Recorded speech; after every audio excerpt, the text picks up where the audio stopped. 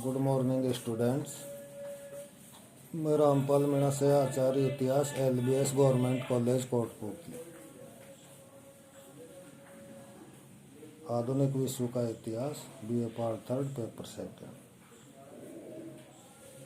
आज का मेरा व्याख्यान है इटली के एकीकरण की पृष्ठभूमि। एकीकरण से पूर्व इटली छोटे छोटे राज्यों में बटा हुआ था। इन राज्यों में आपसी मतभेद था। सभी राज्य स्वार्थी थे।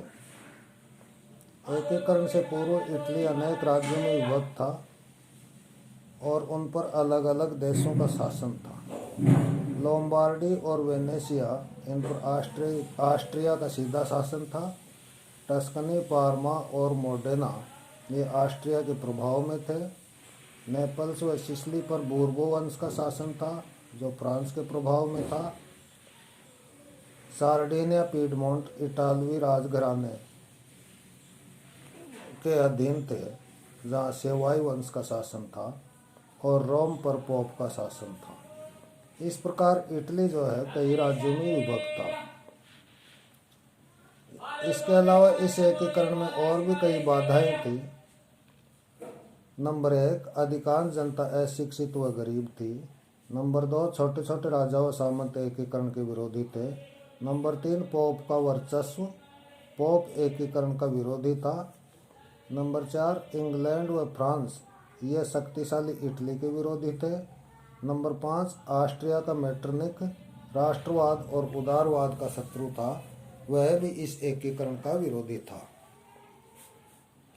लेकिन इटली के एकीकरण में कई सहयोगी तत्व भी थे।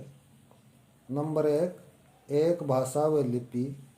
नंबर 2, एक धर्म जो रोमन कैथोलिक धर्म था। नंबर 3, नेपोलियन द्वारा राष्ट्रवाद की भावना का उदय, जिसने इटली के छोटे छोटे राज्यों का एकीकरण करके और जो है उसको एक भौगोलिक इकाई का स्वरूप प्रदान किया। नंबर 4, फ्रांस की क्रांति का प्रभाव। फ्रांस की क्रांति ने भी राष्ट्रवाद और गणतंत्रवाद की भावना का जागरण किया। और नंबर 5, पुनर्जागरण व मानववाद।